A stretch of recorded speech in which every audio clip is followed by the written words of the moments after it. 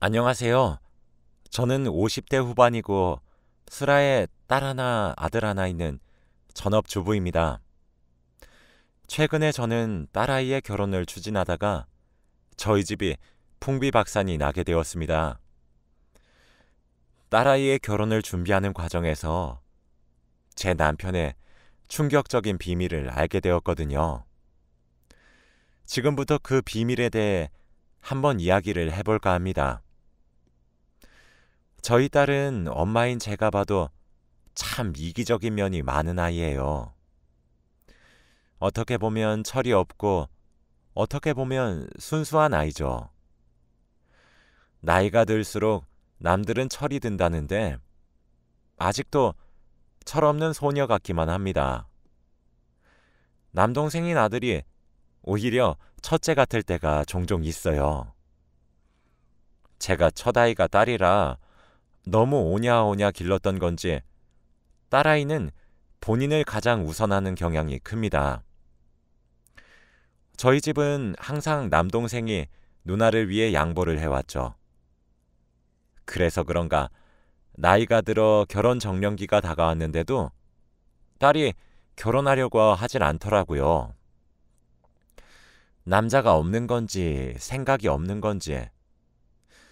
그러다 딸아이에게 선을 볼 생각이 있느냐고 넌지시 물어본 적이 있었어요. 예상과 달리 딸아이는 바로 당연하지 라고 하더라고요.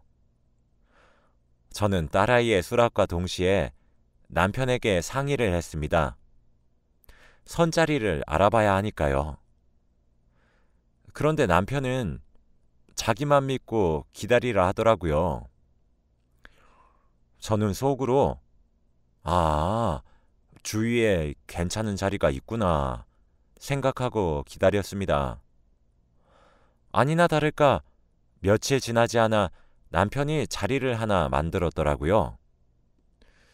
그렇게 대망의 선을 보는 당일이 되었고 저는 딸이 이제 정말 결혼해서 독립하기를 간절히 바라는 마음으로 성공을 빌었습니다. 그런데 집으로 돌아온 딸아이에게 이것저것 캐물어 보니 영 내켜하지 않아 하는 것 같더라고요. 그래서 제가 마음에 안 들어? 라고 물어봤어요.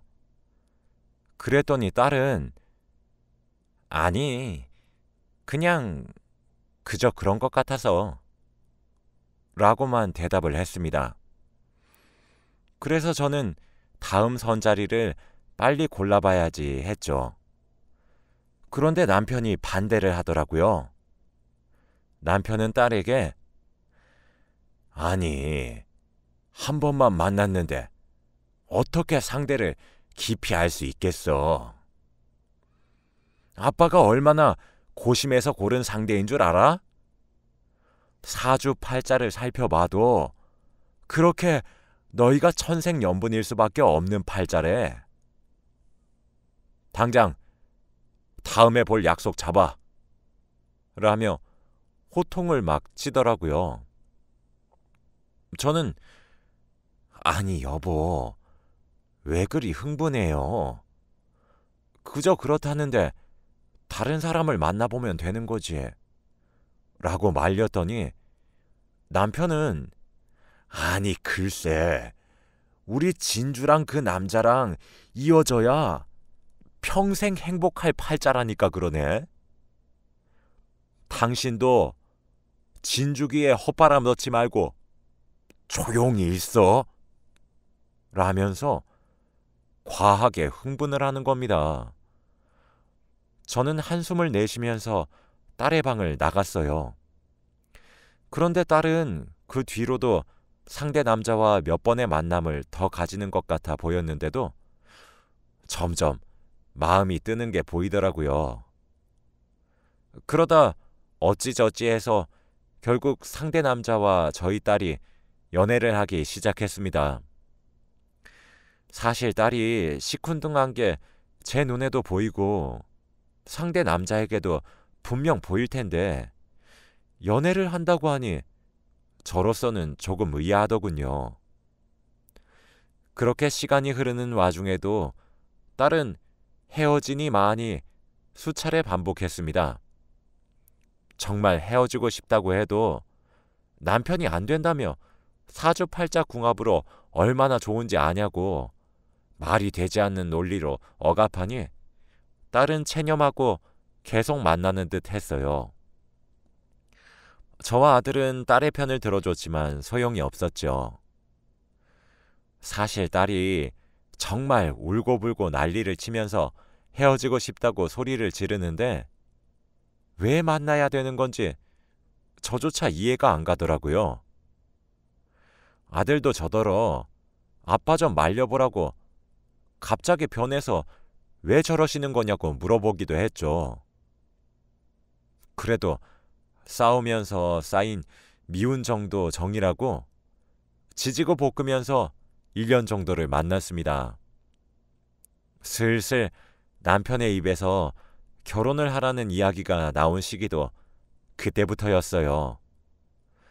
딸은 계속 생각해보겠다고 미뤘지만 해가 바뀌면서 딸의 나이에 앞자리 숫자가 하나씩 올라가자 남편은 상견례를 해야 된다고 날짜를 잡으려고 했죠. 그런데 마침 결혼을 서둘렀던 건 우리 남편뿐만이 아니었던 모양이었습니다. 남자 쪽의 집안에서도 빨리 상견례를 해서 결혼에 대해 상의하자고 얘기를 전하더군요. 시간이 흘러 결국 상견례를 하는 날이 되었습니다. 상대 남자 측에서 장소를 정했어요. 일식 코스 전문점으로 장소를 정했죠. 막상 상대 남자 측 가족을 보니 남자의 아버지도 참 점잖으신 것 같았고 어머니도 정말 괜찮아 보이더라고요. 저희가 상견례를 했었던 계절이 바로 가을이었는데 코스 요리 중에서 계절에 맞는 음식이 올라오는데 전어구이가 올라왔습니다. 그런데 그때 예비 안사돈께서 저희 남편 보고 사돈 전어구이 좋아하시는데 한번 드셔보세요. 이 집이 정말 요리를 잘한답니다. 라고 하는 거예요. 저희 남편이 진짜 전어 킬러거든요. 가을이 되면 전어 씨가 마를 정도로 전어를 무척 좋아해요. 그런데 그걸 그날 처음 만난 사람이 알고 있으니까 제가 의아해져서 저희 집 양반이 전어를 무척 좋아하는 거 어떻게 아셨어요? 라고 물으니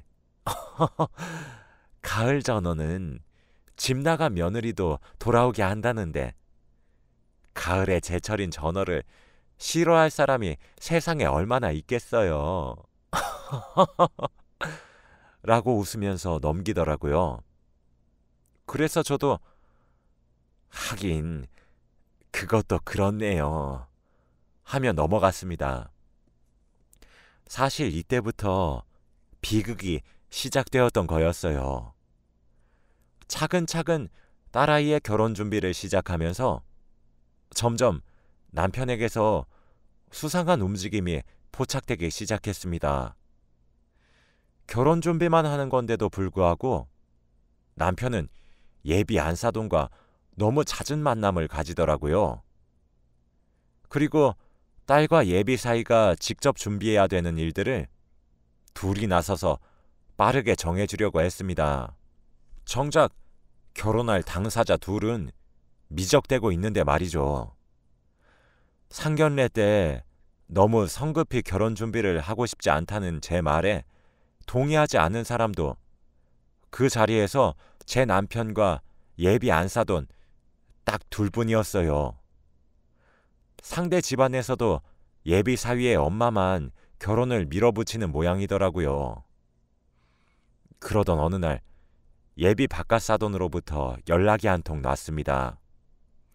긴히 할 이야기가 있으니 남편에게 말하지 말고 나와줬으면 한다는 내용이었죠. 좀 꺼림칙하더라고요.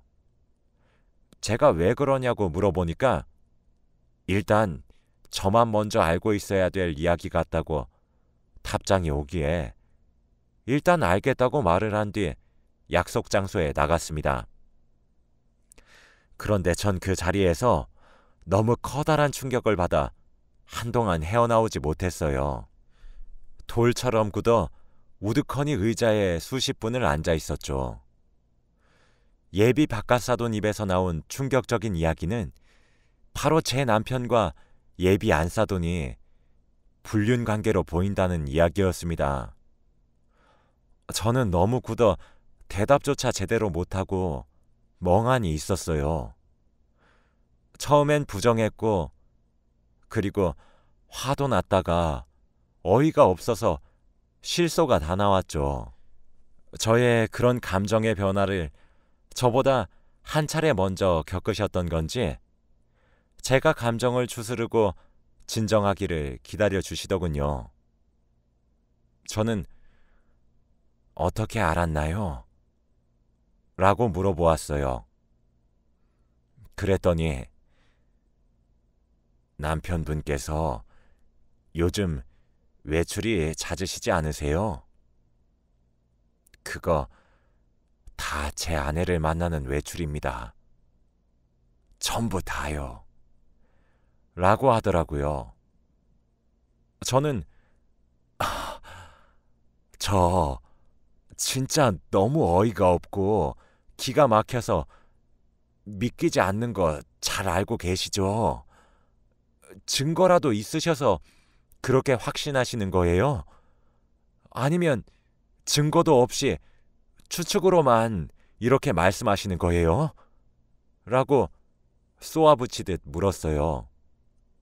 그랬더니 자켓 안쪽에서 사진을 여러 장 꺼내 제게 펼쳐놓더라고요.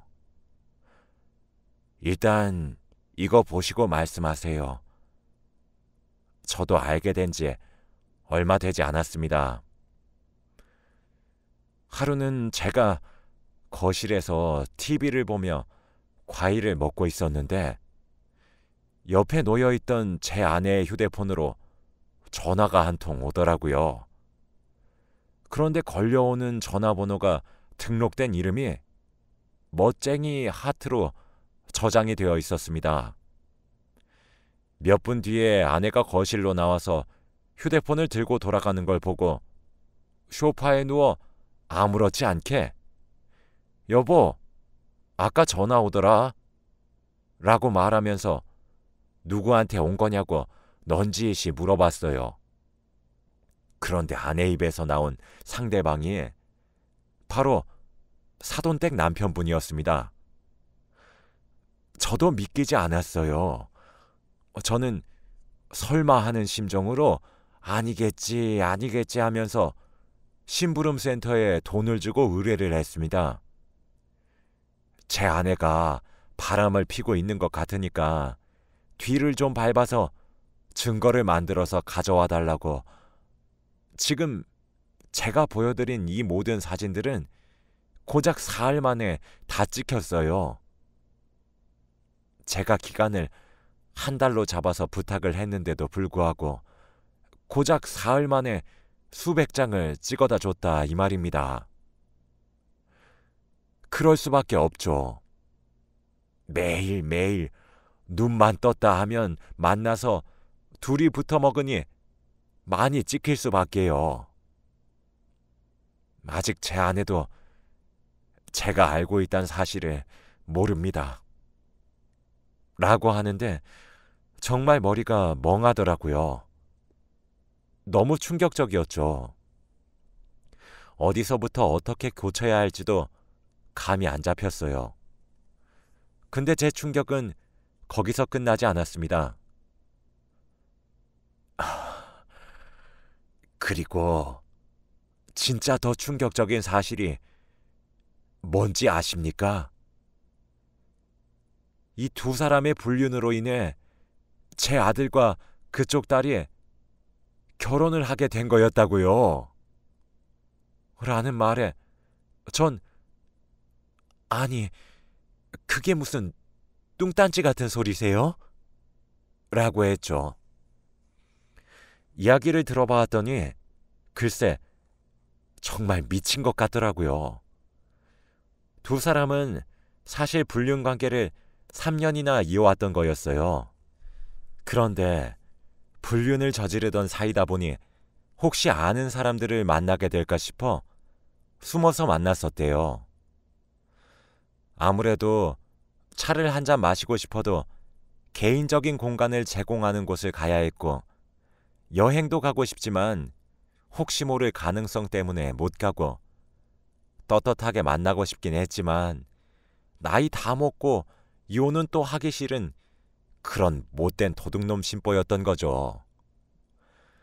그러다가 제가 딸아이에게 선을 주선하겠다는 말을 듣고는 상대 쪽 외동아들과 우리 딸을 결혼시켜서 사돈 관계를 유지하면서 불륜을 저지르자고 제안을 했는데, 예비 안사돈이었던 그 여자도 좋다고 오케이를 했던 거였어요. 그래서 하루빨리 사돈이 되어 당당하게 연애를 하고 싶어서 결혼을 서둘러 진행을 시켰던 거였습니다. 만일 둘이서 오픈되고 개방적인 공간에 가서 아는 사람들을 만나서 누구냐는 질문을 받아도 사돈댁이라고 말을 할 수 있게 말이죠. 제 딸의 예비 시아버지가 될 수도 있었던 분은 제게 저는 조용히 증거를 모아서 이혼 소송을 하려고 해요. 물론 제 아들에게도 모든 사실을 알리는 것도 당연하다고 생각하고 있습니다. 아무래도 그쪽도 이 모든 사실을 미리 알고 계셔야 될 것만 같아서 부득이하게 이렇게 몰래 불러내어 말씀드리게 되었네요. 라고 말을 했어요. 저는 만약 증거를 다 모으셔서 이혼 소송하는 데 사용하신다면 저도 그 증거들을 조금 제공받을 수 있을까요? 그리고 저도 딸아이에게 사실대로 자초지종을 말할 겁니다. 오늘 본 사진은 제가 가져가도 될까요? 부탁드리겠습니다. 라고 하니 흔쾌히 알았다고 수락하시더군요. 먼저 돌려보내고 난 후 저는 자리에서 한참을 일어나지 못했어요. 제 손에 쥐고 있는 사진들을 보고 있으니 정말 속이 부글부글 끓어서 진짜 가만두고 싶지가 않았거든요. 사진에 나온 둘의 모습도 어찌나 더럽고 추접스러우며 천박한지 길거리에서 대놓고 데이트를 하는 등 참 다양한 모습들이 담겨 있었어요. 정말 비참했죠. 정신을 차리고 시계를 보니 마침 그때가 제 딸이 퇴근할 시간이더라고요. 전 딸에게 전화를 걸어 제가 있는 곳으로 당장 오라고 말을 했습니다. 딸은 제 목소리에서 심상치 않음을 느꼈던 건지 총알 같은 시간에 도착했죠. 저는 딸에게 너 이번 결혼 엎어야 될 것 같다. 어차피 너도 상대 쪽 남자도 미적지근하게 굴고 어영부영 했으니까 괜찮지? 라고 물어보니 엄마, 갑자기 왜 그래? 무슨 일 있었어? 라고 하더라고요. 저는 너무 놀라지 말고 봐줬으면 한다고 말하며 제가 받았던 여러 장의 사진을 딸에게 건네주었습니다. 딸은 의아한 표정이었다가 경악에 찬 표정으로 바뀌는 데는 많은 시간이 필요하지 않았죠. 이거 미친 거 아니야?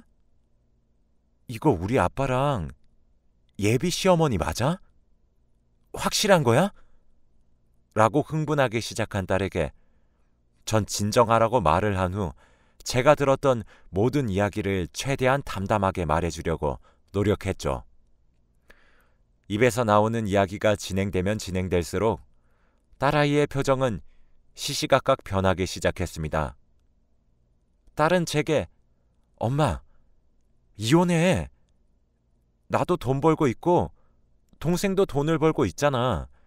엄마가 전업주부여서 이혼하는 것이 걱정이 되는 거라면 우리가 부양할 테니 당장 이혼해. 엄마, 이건 진짜 아니야. 진짜 이건 너무 아니라고 하더라고요. 제 아빠가 여자의 눈이 멀어 사랑하는 딸이 절망에 빠진 모습을 보니 이가 부득부득 갈렸습니다. 저는 그날 밤 집으로 들어갔어요. 남편은 그날도 그 여자를 만나러 나갔는지 제가 들어온 시간인 밤 10시까지도 집에 기어 들어오지도 않았죠. 저와 딸은 짐을 싸기 시작했어요. 그러고 회사 근처에서 자취하고 있던 아들의 집으로 갔습니다. 저는 아들에게도 사진을 보여주며 말을 해주니 아들 또한 이혼했으면 좋겠다고 말을 하더라고요. 남편이고 아버지면서 너무 선을 심하게 넘었다고 말이에요. 일단 알아서 하겠다고 말을 했어요. 남편은 그날 새벽 3시가 되어서야 어디 갔냐며 왜 집에 없는 거냐며 연락을 하더라고요. 아마 그때 집에 기어 들어온 모양이었겠죠. 전 다음날 오전에 그 여자에게 전화를 걸어 예비 바깥어른에 대한 문제로 만나 뵙고 싶다고 말을 한 후 점심 무렵에 그 여자를 만났어요. 진짜 너무 창피한 이야기라 개인적인 방을 제공해주는 카페를 약속 장소로 잡았죠. 그 여자가 도착하자마자 저는 제 앞에 놓여있던 물을 냅다 부었습니다. 지금 뭐 하는 짓이에요? 라며 소리 지르는 그 여자에게 전 사진을 뿌렸어요. 당신, 내가 진짜 모를 거라고 생각했어? 불륜이나 저질러서 가정이나 파탄내는 버러지 주제에 감히 자식들을 니들 연애 노름하는 데 필요해서 결혼시키겠다고 장난질을 쳐? 라고 소리를 질렀습니다. 그 여자는 어버버거리며 아무런 대꾸도 하지 못하더군요. 야, 너 진짜 니들 불륜하는 데 편하려고 자식들 결혼시켜주겠다고 난리를 떨었던 거 맞아? 진짜 어이가 없어서 라고 다그치자 그 여자는 제게 갑자기 무릎을 꿇고 빌기 시작하더라고요. 제발 제 남편한테 말하지 말아주세요. 제발요. 당장 헤어질게요. 2번 다시 만나지 않고 아이들 결혼 이야기도 없던 일로 할게요. 앞으로 진짜 조용히 살 테니까 제발 한 번만 봐주세요. 네? 라며 2 손을 싹싹 비는 그 여자에게 저는 너 진짜 몰랐구나. 이 사진 나도 받은 거야. 누구한테 받았는 줄 알아? 바로 네 남편한테 받은 거라고. 이 사진 전부가. 라고 소리쳤습니다. 방에서는 저의 씩씩거리는 소리만 들렸죠. 전 그렇게 무릎을 꿇고 앉아있는 그 여자를 뒤로하고 나왔습니다. 그 후 저는 제공받은 증거 사진들과 문자 내역, 계좌 내역 등을 이용해 이혼 소송을 시작했어요. 그 오랜 시간 저를 속여왔던 건 정말 믿기 싫었지만 정말 방대하게 넘쳐나는 증거들을 보고 있자니 믿을 수밖에 없게 되더군요. 변호사님도 혀를 내두르며 아주 쉽고 빠르게 승소할 수 있다고 했습니다. 남편에게 이혼 소송과 그 여자에게 상간녀 소송을 동시에 걸었어요. 바로 몇 달 전 소송의 결과가 나왔어요. 당연하게도 제가 승소를 했고 유책 사유가 남편의 외도였던 점, 긴 시간 동안 가족들을 속이고 기만했던 점, 그리고 자신의 불륜에 이용하기 위해 결혼을 강요했던 점 등으로 수월하게 이혼 소송에 승리할 수 있었고 긴 시간 동안의 외도와 30년이 넘는 결혼 생활을 유지한 점으로 저는 생각보다 많은 재산을 분할받을 수 있었어요. 남편은 잘못했다고 후회한다고 법정에서도 울부짖었으나 전 냉정하게 외면했습니다. 제 자식들도 남편과 연을 끊기로 했다더군요. 상간녀 소송에서도 쉽게 승소해서 위자료도 많이 받았어요. 그리고 제 이혼 소송과 상대 측 이혼 소송이 거의 동시에 진행이 되어서 그 둘은 한 번에 많은 것을 잃게 되었죠. 말년에 혼자 외롭게 살길 바라는 제 마음이 하늘에 닿았는지도 모르겠어요. 전 분할받은 재산과 위자료로 새로운 아파트를 구입해 지금 딸과 아들과 저 이렇게 셋이서 열심히 살고 있습니다.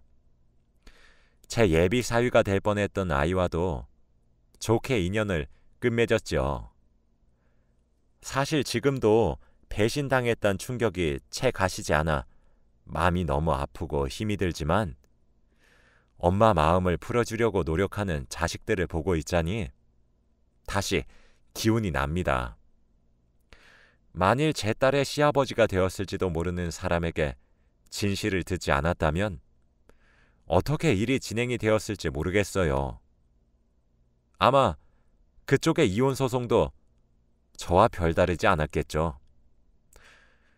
오늘도 스트레스로 살이 많이 빠진 딸의 모습을 보니 마음이 참 싱숭생숭해서 이렇게 글을 써봅니다. 여러분들의 가정에는 이런 일이 없이 평안한 일만 가득하시길 바라는 마음으로 글을 마쳐요. 읽어주셔서 감사합니다.